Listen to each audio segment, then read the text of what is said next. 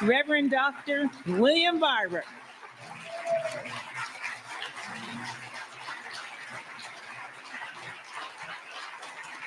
Thank you. That's my book. Oh, is this yours? You can give it after. I'll give it to you after. Okay, got it. Let's thank God for our CEO. Wow. And her willingness to share her stories. I'm a reader of biographies and autobiographies, particularly looking at the backstories, not just looking at people where they are, but where they have come through.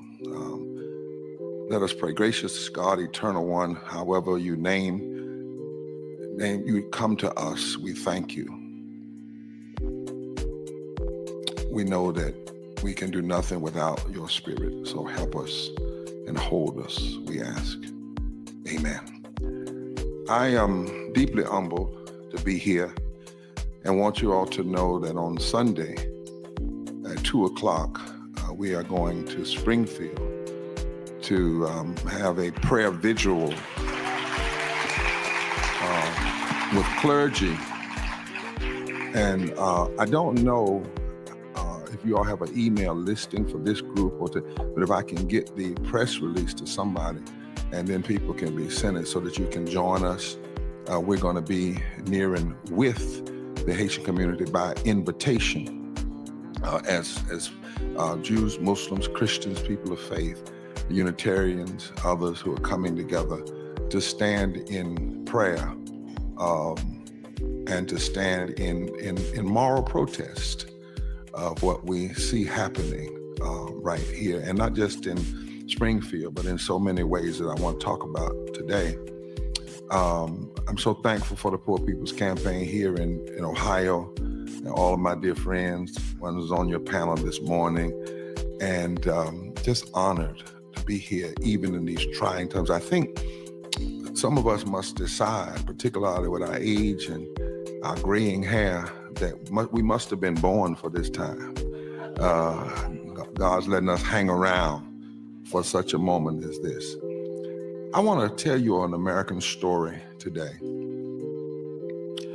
and the story that you don't often hear, but if you don't hear it, you will actually say something that is probably one of the most untrue statements you could make, and that is, we've never seen anything like this before. Things are worse than they've ever been. If you make that statement, you actually undermine your ability to know, that one scholar said, what we see right now is often, in some ways, a repeat of what we've seen in the past.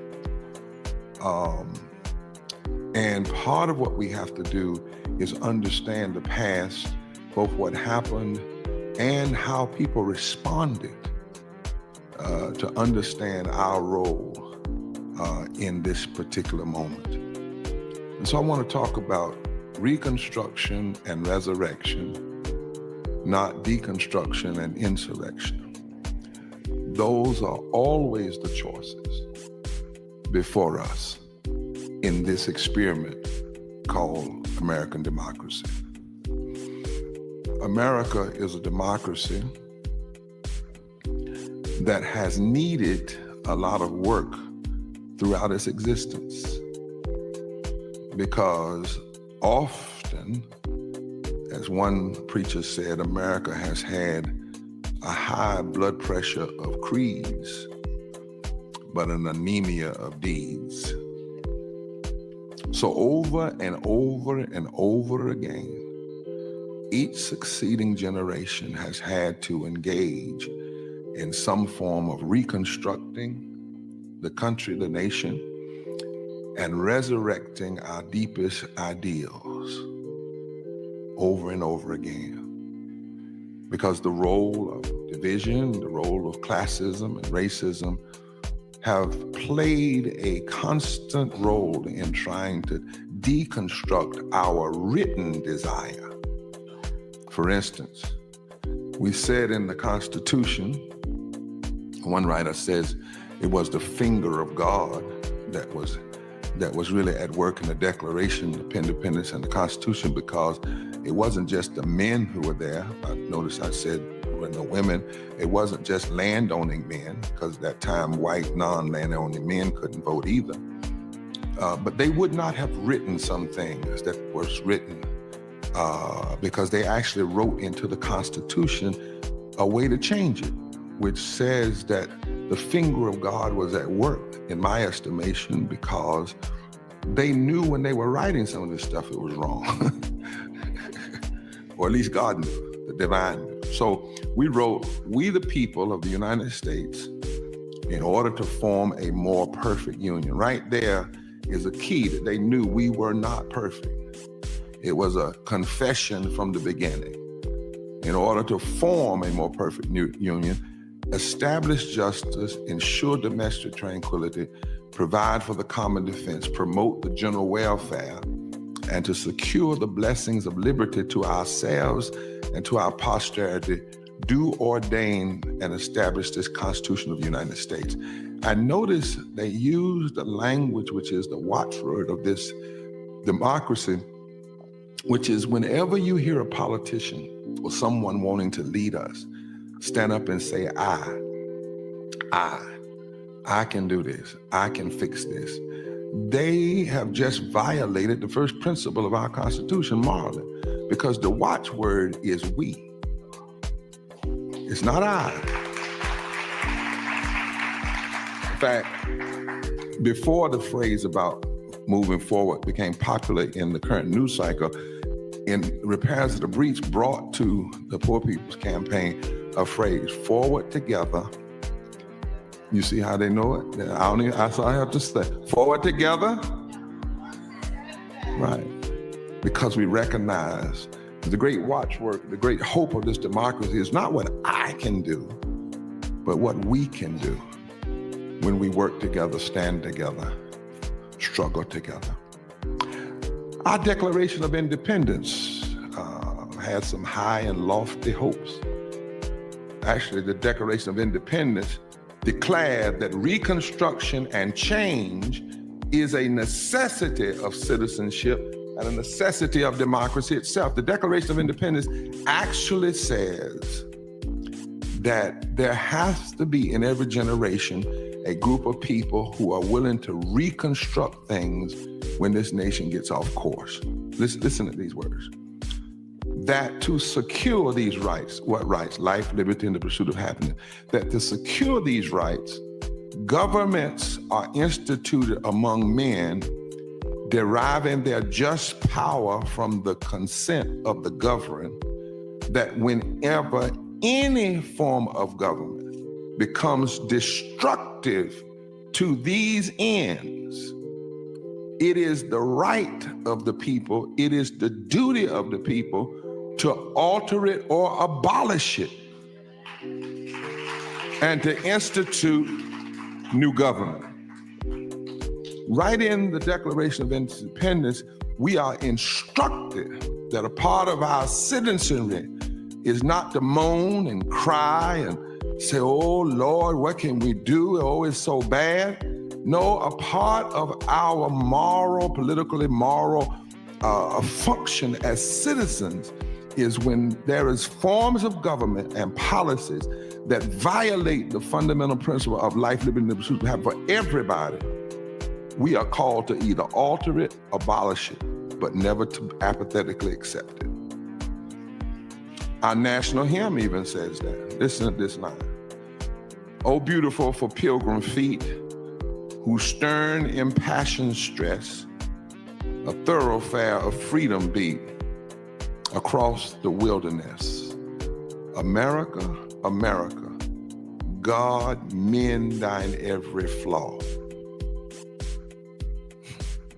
Right in that national hymn, there is a prayer that we will constantly be working on our flaws as a nation, that we will not live in some weird place of American exceptionalism that doesn't need any kind of correction. God mend thine every law.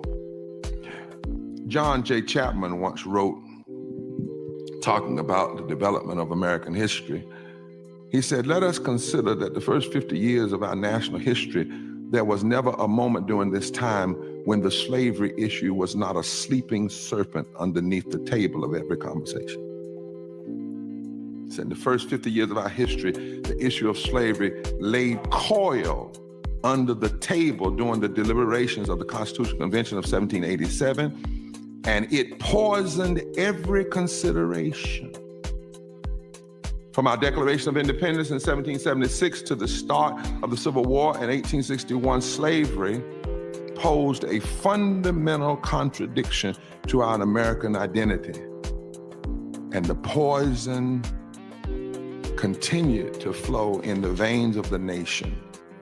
We said on the one hand, all men are created equal, and yet at the same time, we allowed slavery. And then he says, unable to resolve differences over slavery, our founding quote unquote fathers avoided mentioning the word in our Constitution. This is how in the American story we have fooled ourselves. Slavery is not in the Constitution, and yet it was protected by law. It was protected by law. Race was a created reality. It was designed not because somebody didn't, as Ibram Kenan said, it wasn't that somebody disliked people and then decided to write laws. It was that they looked at the function of the democracy and how could they get free labor, and decided that they would use race as a way to place laws on top of people that only applied to them and their degradation for the purpose of taxes and the purpose of representation in Congress. You know why I'm so against any law that's written to oppress people, whether it's a law written to oppress the LGBT community? It's because as an African American, and I'm also Native American, I'm Tuscaroran, and part of my family is Caucasian, but when I'm stopped at night by the cops, I'm clear that I'm African American. I know what happens whenever you codify discrimination. That's why I have to stand up against it. And when I see somebody wanting to write a law against women or a law against the LGBT community, people always say, well, Rabbi, why are you involved as a black man, as a preacher? Because I historically know that in this nation, when we codify discrimination, it can take you 250 years of slavery, 100 years of Jim Crow, 400 years, and you still can't get it out your system. That is why we have to stand against the codification of discrimination and unequal treatment against anybody.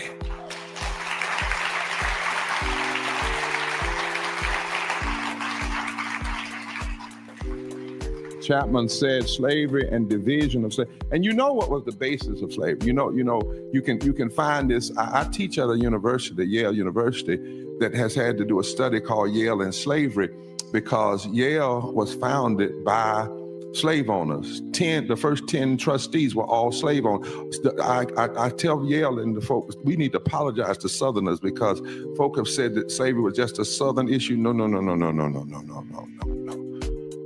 There were 4 signers of the Declaration of Independence and the Constitution from Yale, all were slave owners.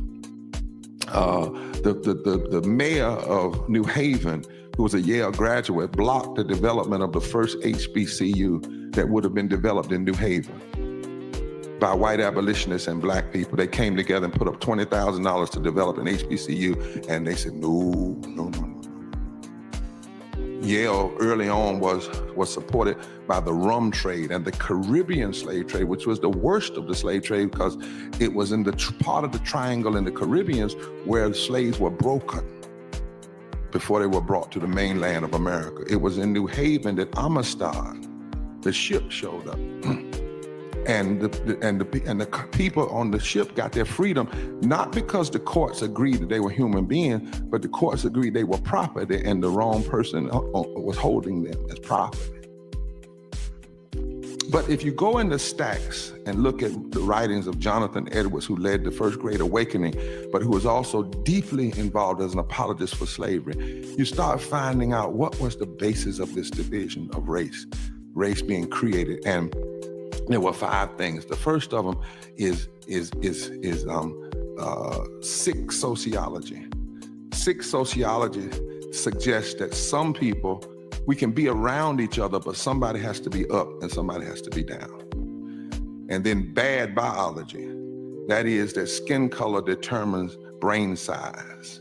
And then evil economics, that is the end justifies the means. So if the end is money, it doesn't matter how you make the money. And then political pathology, and that is when every decision that you make considers how do we hold on to this division? How do we hold on to this system? But here's the one that we don't deal with enough, and why so much division around race persists. It is heretical ontology. And that is the notion that God intended it to be like this. So that racism is not merely a political issue, it is a religious issue. For some people, racism is their religion. Division is their religion. Hate is their religion. Tearing people down is their religion. And racism is not just against Black people, it is against democracy itself.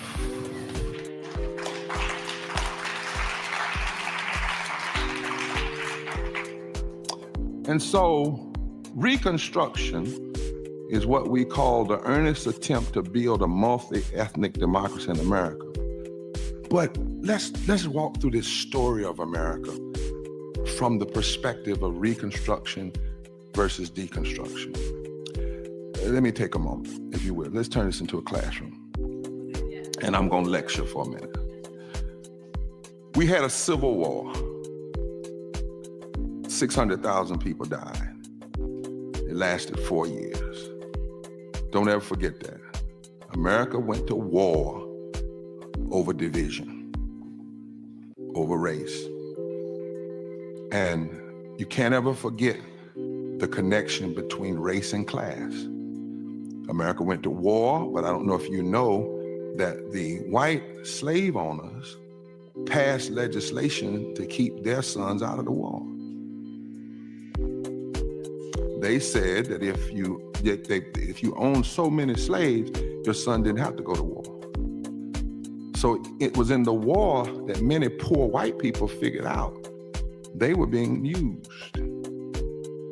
And that factors into some of the Reconstruction later on, when poor whites and poor Blacks come together after the Civil War to reconstruct society. Now, by 1960, you should know, 1860, you can never separate race from class. People ask me, is it race or is it class? I say it is. In this democracy, you can never forget that by 1860, 2 of every 3 of the relatively few Americans whose wealth surpassed $100,000 lived in the South. They lived below the Mason-Dixon line. New York at that time had fewer millionaires than Mississippi. South Carolina was the richest state in the Union because of Charleston and because of the port there. The source of Southern wealth was staple crops like cotton, produced by enslaved men and women and children for world markets. The world markets came through the South. And so matchless were the profits that more money was invested in slaves than in industry and railroads. You have to know this history to know some of the struggles we still see today. When they first became citizens following the ratification of the 13th Amendment, African Americans joined hands with whites in the North and in the South who were willing to see one another as allies. Within the first 4 years after the Civil War, white and black alliances controlled every state house in the South. Did you know that within 4 years after the Civil War, white and black fusion coalitions controlled every state house in the South? And together, they elected new leaders, many of them African Americans, many of them former slaves. Almost all the Southern legislatures were controlled by either a predominantly black alliance or a strong interracial fusion coalition. And there were forces that said, we can't have this. Every one of the states by 1868, 1869 rewrote their constitutions.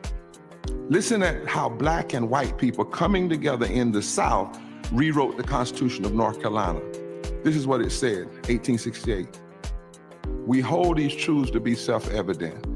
This is the preamble, that all persons, notice persons, not men, this is 1868. All persons are endowed by their Creator with certain inalienable rights, among which are life, liberty, the enjoyment of the fruit of their own labor, and the pursuit of happiness. And what is interesting is that language was put in the Constitution by an African Methodist Episcopal Zion bishop and a Congregationalist from Ohio that had moved to North Carolina. This is the language of 1868. Imagine if that was the way our Constitution read today. The 13th Amendment was passed. These are the amendments that saved America. Without the 13th Amendment, the 14th Amendment, the 15th Amendment, we would not have even the America we have today. 13th Amendment ended slavery. 14th Amendment said equal protection under the law for all citizens. Nope. It's not what it says. Equal protection under the law for all persons, whether you're a citizen or not. That's why I struggle with folk who say, well, we have illegal aliens and they shouldn't. Wait a minute.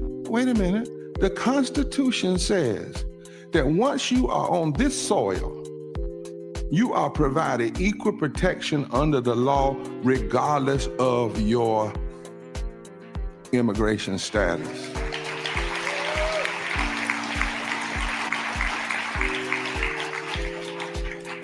You're not supposed to be lying on Haitians or lying on Mexicans or lying on anybody or mistreating people.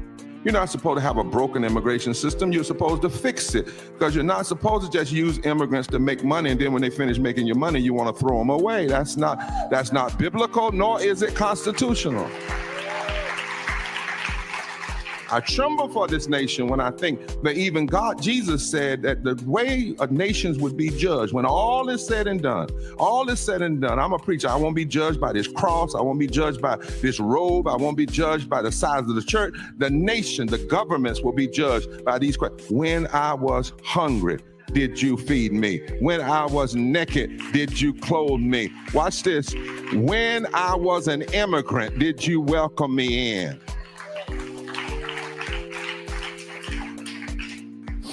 These fusion coalitions in the 1800s, between 1865 and 1870s, they built the first public schools, they rewrote state constitutions, they began the process of labor rights. Do you know black and white people were working together in labor unions in Birmingham, Alabama in the late 1800s? The Knights of Labor went to the South. But about 4 years into this, the experiment of the first Reconstruction faced a powerful, immoral opposition.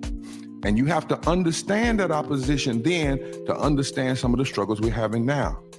Many of the former Confederates saw black citizenship and fusion interracial alliances as inherently illegitimate. So they organized the Klan, Ku Klux Klan, to first terrorize white people. That was the role of the Klan first, to terrorize white people who were working with black people. And it was a political group. Over in Indiana, there was a time when the Klan ran the government. In Indiana, they were the biggest political power block in the country. It was about power. It was about deconstruction. They attacked white leaders. They attacked Jewish leaders. Working with black folk, they attacked black leaders. And so-called extremists began, they also the time that they started wailing against taxes. The whole issue of cutting taxes began to start when tax money was used to provide public schools for black and white children. We gotta know this history. All the argument about got to cut taxes, cut taxes, cut taxes. It was designed to say, disembody the government so that the government cannot carry out Reconstruction. Deconstruction went on through the state governments. They wanted to keep fusion coalitions. Somebody say fusion coalitions. They didn't want to expand opportunity. They did not want an enlargement of democracy. They didn't want black men voting. They didn't want people who didn't own land to vote. And all of this stuff changed with the 15th Amendment. It didn't change for women yet. That's the 19th Amendment. But for black men and women, and men who didn't own land, and white men who didn't own land, they owe their participation in government to the 15th Amendment. And there were forces that did not want people voting. When you hear people today saying, there was a politician recently said he didn't want everybody voting, he's harping back to this philosophy of deconstruction. The enemies of the first Reconstruction, guess what they also did? They slowly took over the courts. They slowly took over the courts. And watch this. In 1875, America passed the Civil Rights Act, which basically shut down all the, if we had just stayed with the 1875 Civil Rights Act, you wouldn't have had the 1960s, you wouldn't have had Jim Crow, you wouldn't have had none of that. That's why Dr. King, when he stands at the March on Washington and he opens like this, he says, but 100 years later. What he's really saying to the nation is, why are we dealing with this again? We passed the Civil Rights Act of 1875 that made it a felony to discriminate. But then in 1877, there was a selection for president. Now watch this. The candidate for president lost the popular vote. Lost the popular vote. And lost the Electoral College. Went to the Southern delegation and said, if you give me your Electoral College votes, even though I didn't win the popular vote, I will win, and when I win, I'll give you the Supreme Court. And their mantra, they called themselves the Redeemers. They said, we have to redeem. They used a theological term, but they used it in the wrong way. They called themselves the Redemption Movement, and they said, we must redeem America from all this diversity. All these black and white people working together. And what we need is to take America back, and actually some of the writers, they said, and make it what it was supposed to be again. Why y'all acting like y'all heard this stuff before? Recently. I'm talking about 1877. Y'all, his name was Rutherford B. Hayes, Ohio. He gets elected by cutting that deal. As soon as he gets in office, he begins to appoint extremist judges. In 1883, those judges overturned the 1875 Civil Rights Act, basically throwing out all of the gains of fusion coalition. They said we must redeem, we must take back America. By 1896, the Supreme Court rules on Plessy versus Ferguson, which says separate but equal is constitutional, and only one justice dissents, Justice Harlan from Eastern Kentucky. But all of the other justices, in fact, it was Justice Harlan's dissent, a white man's dissent, that gave Charles Hamilton Houston, a black lawyer who became the dean of Howard University Law School, and Thurgood Marshall and others, the legal outline for the case that would later on become Brown versus Board of Education. But it took 50-some years. Dr. King said it like this: the leaders of this redemption movement feared the awakening of poor white masses and former Negro slaves coming together. They did not want to see them come together. And so the Southern aristocracy began to engineer the development of a segregated society. Dr. King said this standing on the steps of the Alabama State House at the end of the Selma to Montgomery March. I think it was this speech that got him killed. It wasn't one in Memphis. It was this speech, because in this speech, he told a truth that folk that didn't want to hear, and that is the greatest fear of the racist aristocracy in this country is the possibility of poor whites and poor Negroes and black folk coming together and forming a coalition, a voting bloc that fundamentally reshapes the economic architecture of the nation. And he said, and every time it started happening, they would sow division. He said, thus the threat, listen at this is Dr. King, 1965, the threat of the free exercise of the ballot by the Negro and white masses alike working together resulted in the establishment of a segregated society. A segregated society wasn't merely people not liking people because of the color of their skin. The segregated society and division was about power. About power. And so by 1898, the fusion reconstruction is shut down. It's over. Part of the signal of it is in 1898, there's a riot in Wilmington, North Carolina, where 10% of the city is killed, more people per capita than killed on 9/11, and duly elected black and white fusionists were run out of office.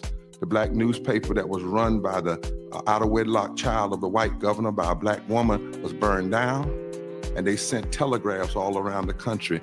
This is how you take the country back. And from then on, 1898 into the 1900s, you see all these riots that happen. Then Woodrow Wilson gets elected, and though he's from Princeton, he's a racist. The first thing he plays when he gets to be president is Birth of a Nation to his senior staff. Birth of a Nation glorified the Klan, and demeaned black and white people working together. It was Woodrow Wilson that lied about a pandemic. It was Woodrow Wilson that tried to blame the pandemic on the Spanish people, on minority people. It was Woodrow Wilson that did not deal with the pandemic, so 600,000 people died that didn't have to die. It was Woodrow Wilson who watched while racists had riots and killed black folks, so many of them between 1919 and 1920, that James Weldon Johnson called it Red Summer. Woodrow Wilson. But isn't it strange how some of this stuff sounds eerily familiar? And if you don't know this history, then you really don't understand the divisions we see now. Well, we get to World War II, and after World War II, I don't have time to go over all the history. We have a second Reconstruction. Black and whites, Latinos, and young people start coming together, Jews, Christians, Muslims, Catholics, and they're willing to march and suffer for a second Reconstruction. Leaders like Dr. King and Jewish rabbis like Rabbi Heschel spoke for the urgent moral necessity of now. The language with that language in the street, talking about moral issues, not Democrat and Republican, moral issue. From their jail cells, they changed the language in the halls of power. Presidents and senators and legislators and governors and editors and poets all began to talk about moral urgency.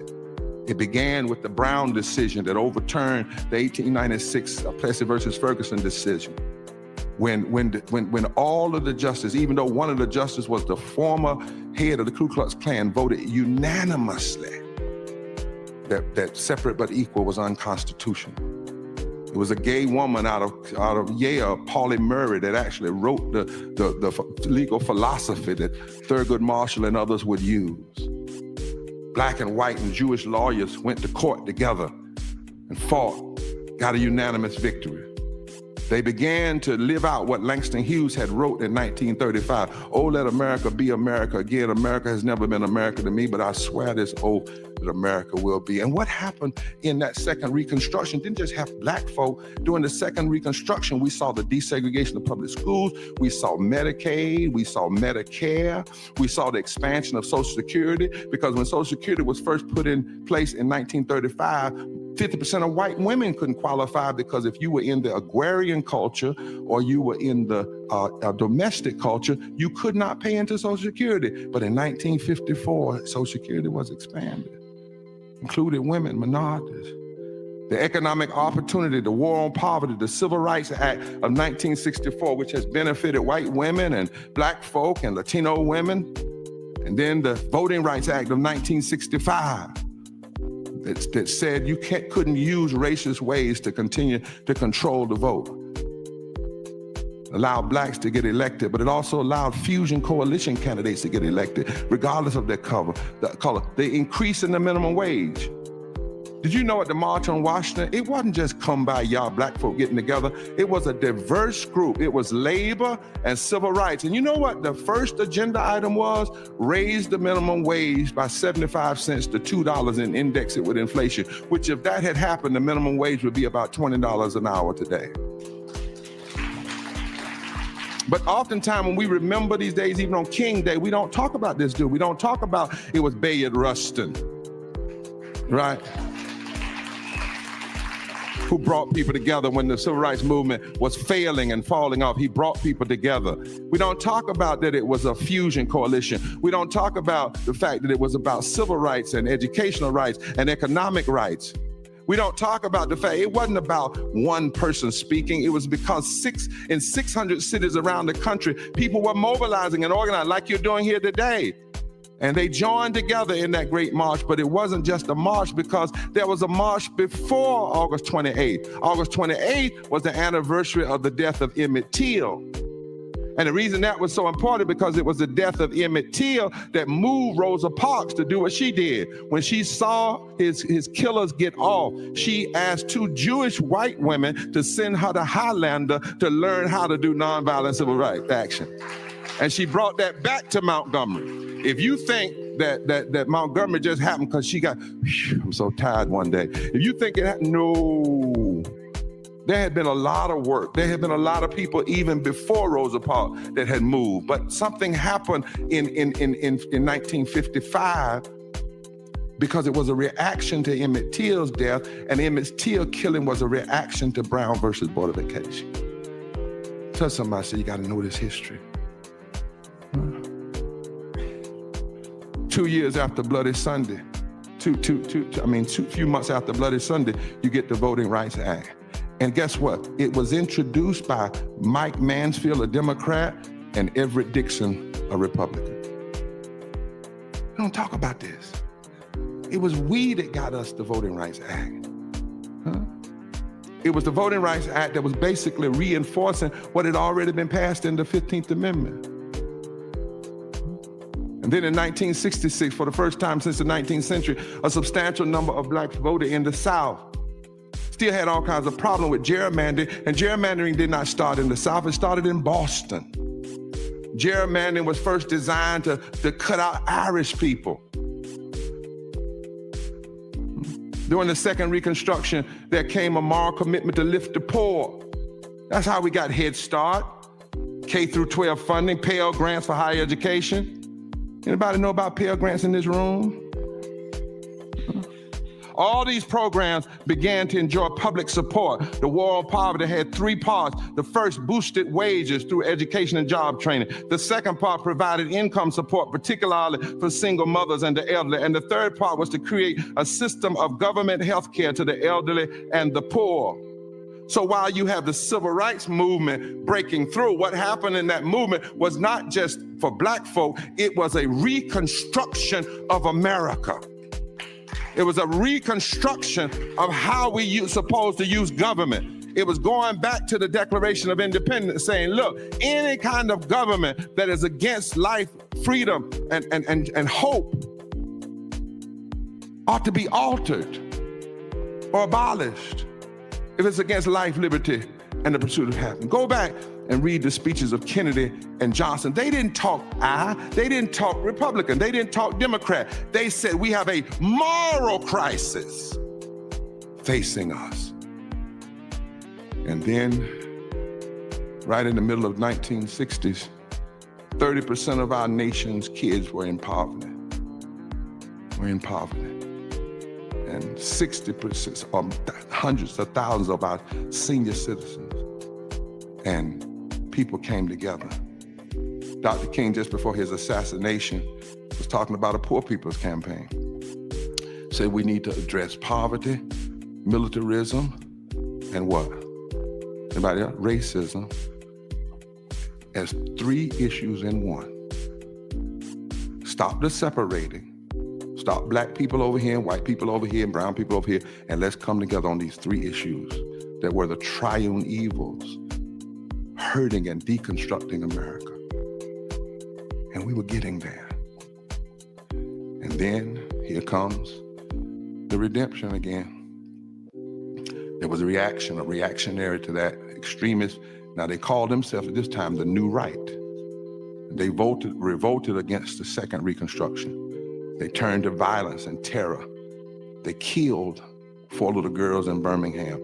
They killed Swanner, they killed Cheney, they killed Goodman, they killed Malcolm. And the reason I say kill, they killed Kennedy, because as Dr. King said, it wasn't so much about who killed them, but what spirit, what political attitude created. Do you know it was in 1963 when George Wallace was spewing his division, segregation yesterday, today, and tomorrow, a governor talking like that. By the end of that year, Medgar was dead, 4 girls in the church were dead, and Kennedy was dead. The Bible teaches us that the power of life and death is in the tongue. And whenever you have leaders spewing division, this is not new. And we have to remember that so that we understand what we're seeing today and how dangerous it is and why we cannot just let it pass, nor can we say, it's never been this hard before. It's been harder than this before. And that's why if we come together, we can turn it around. It's actually been harder. Let me share this and I'm through. You had all of these attacks. But one in particular was developed by a guy by the name of Kevin Phillips. Now, I'm not talking partisan, I'm just talking history. I got the footnotes, I know how to swim in deep water. So if you want to question it and say I'm partisan, I can show you what books to go to. But George Wallace almost won. You know, he got shot, but he almost won. And Kevin Phillips went to Nixon.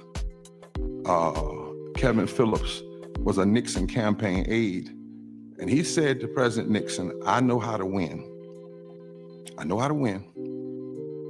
But the secret, this is what he said now, listen. The secret to American politics is knowing who hates who or how to make people hate one another.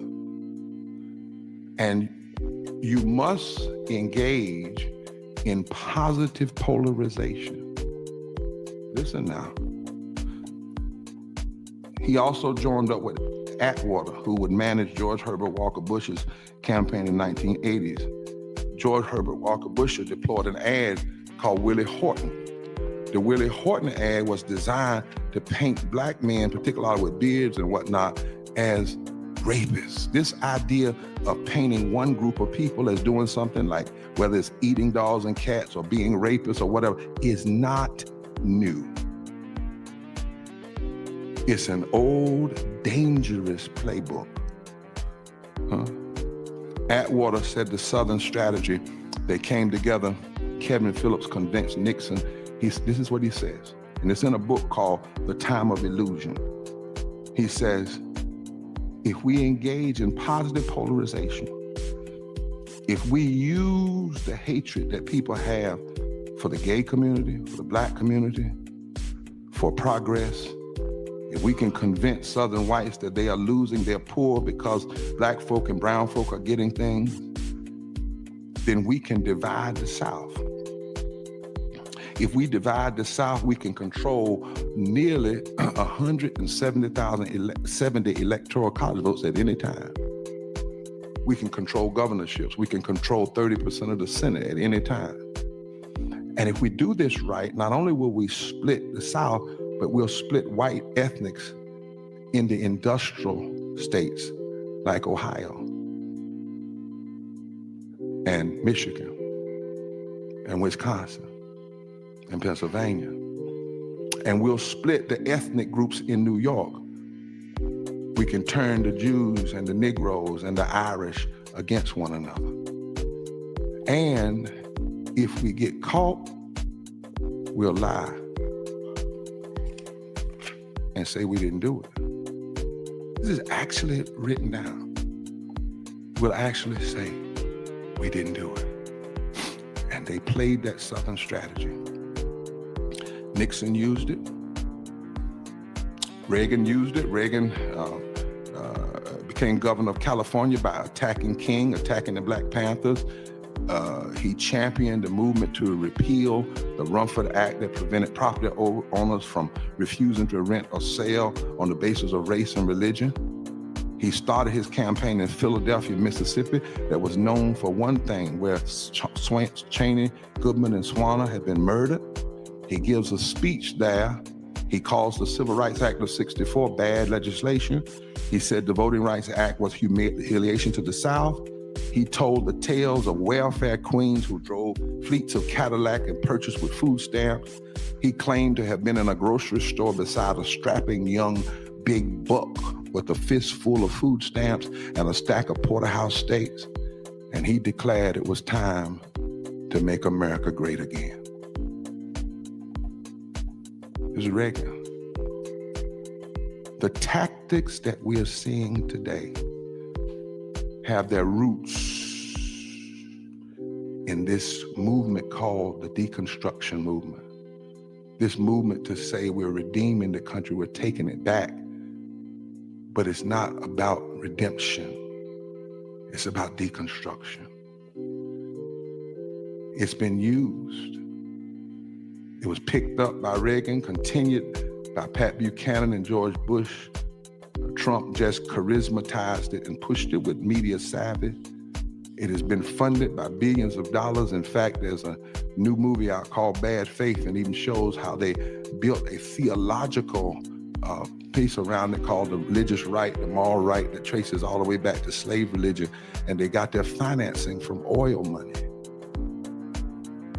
From oil money. So what we are seeing today is the struggle for America. But alongside each of these attempts to deconstruct America has always been a movement to go forward. And guess what? By the virtue of you being born and being alive, you have been recruited into that movement. Now, this division has gotten us in trouble. We've got some hard places. We right now in a country where the wealthiest country in the world, and we've got 140 million poor and low-wage people in this country. Poverty is the fourth leading cause of death. 295,000 people die every year from poverty, 800 people a day. We've had presidential debate after debate, and not even 30 minutes have focused on poverty. 87 million people are either uninsured or underinsured. 51% of all our children are poor and or low wage. 41% of all our children are poor and or low wage. We have 52 million people in this country who make less than $15 an hour. $15 an hour. We have not raised the minimum wage since 2009. The federal minimum wage is currently $7.25, and the minimum wage for tipped workers is $2.13 by law. By law. Since 2017, the Republican tax cuts, the 748 U.S. billionaires are $2.2 trillion richer. 7 million families were behind in rent or house payments in December of 2023.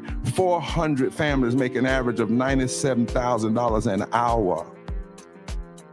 54 cents of every discretionary dollar is used to support the military industrial complex. That's what division has gotten us. But it doesn't have to remain this way. First of all, we've got to recognize that we need a third Reconstruction. That the key, I hear people saying, we need to hold on to democracy. We need to do more than that. We need to not just hold on to democracy, we need to create a democracy worth holding on to. And that means, is it a democracy that can take care of that manufacturing worker that works all day and then sleeps in their car at night because they don't make enough money? Is it a democracy that ensures that healthcare workers who clean our backsides can also have health insurance and get treatment themselves? Is it a democracy that will take care of all of our children? Is it a democracy that will respect people regardless of their race, their creed, their color, their sexuality? That's the question. Is it a democracy that lifts from the bottom? Is it a democracy that says once and for all, we're going to address systemic racism and systemic poverty and denial of health care and ecological devastation and the war economy and the false moral narrative of religious nationalism? It's not just having a democracy, it's having a democracy that's worth having. That's the question.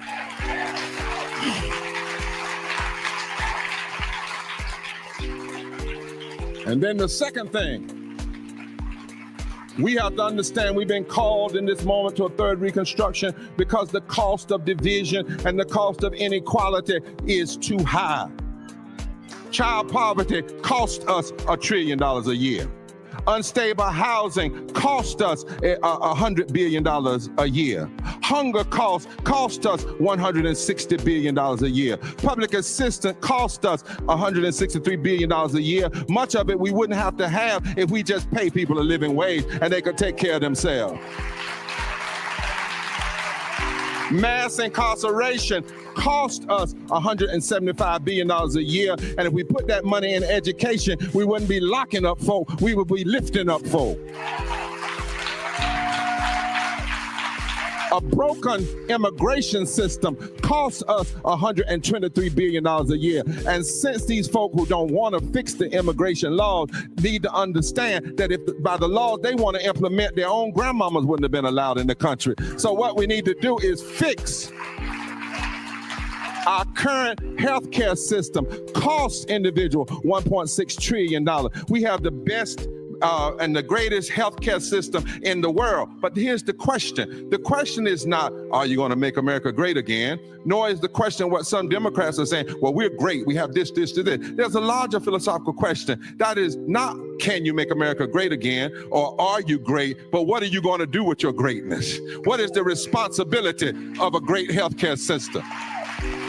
What is the responsibility of a great gross national product? What is the responsibility of all the money we have? Well, I believe that responsibility is to lift from the bottom, because if you lift from the bottom, then everybody rises, everybody.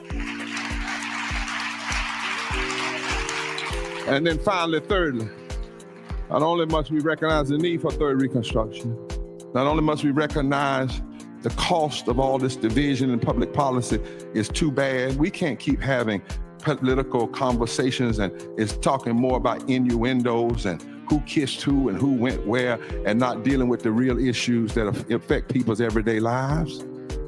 The third thing we need to hear today, and hear me well, I know that history was hard and I know it's hard now, but I come from a tradition that says inside of every dark Friday is a resurrection possibility. The numbers are bad, but here's some other numbers. There's a scripture in the Bible that reads like this, Psalm 18, the stone that the builders rejected have now become the chief cornerstone. The truth of the matter is, we got 140 million poor and low-wage people in this country, but you need to know that 85 million of them can vote. You need to know that in the last election, 57 million of these people voted, but 30 million didn't. You need to know the number one reason they didn't vote is nobody talked to them. Nobody talks to them politically. None of the candidates talk to them. Oftentimes we don't talk to them in our churches, talk to them in our banquets, talk to them. We don't talk to them, but you need to know God has fixed it now. The divine has fixed it such that there's so many poor and low-wage folk that if just 20% of poor and low-wage voters who didn't vote in 2020 were to cast votes in 2024, they could have the power to change every election in every state. You need to know that where the margin of victory was only 3%, like in Arizona, Nevada, Michigan, Wisconsin, Pennsylvania, North Carolina, where the margin of victory was only 3%, the poor and low wealth people make up 43% of the electorate in that country. That's why this past weekend, the Poor People's Campaign reached 8.1 million poor and low-wage voters, and 1 million of them were Spanish, because we know where the real swing vote is. Celinda Lake, who runs one of the biggest, baddest research firms in the country, says that poor people, poor and low-wage folk, that is people who make $50,000 and less in a family of four. That's poverty. That's what we're talking about. Now, the government says that if you make $14,000 a year and you're single, you're not poor. They say you're in the lower middle class. But the scholars say that poverty, you have to measure it from $50,000 down. The family of four, that's poverty and low wealth. In that group, the majority of those folk vote progressive when they vote. The number one reason they don't vote is people don't talk to them. There was a study done about sermons in churches, and even though Jesus started his ministry with the poor and ended his ministry with the poor, the foundation studied 50,000 sermons in pulpits in America, and not 1% of them were about the poor. But if we talk to the stones that the builders rejected, the stones that the builders rejected have the power. Why do you think there's been 1,000 voter suppression cases since 2013? It's because somebody recognizes that we have the power right now to begin a third Reconstruction.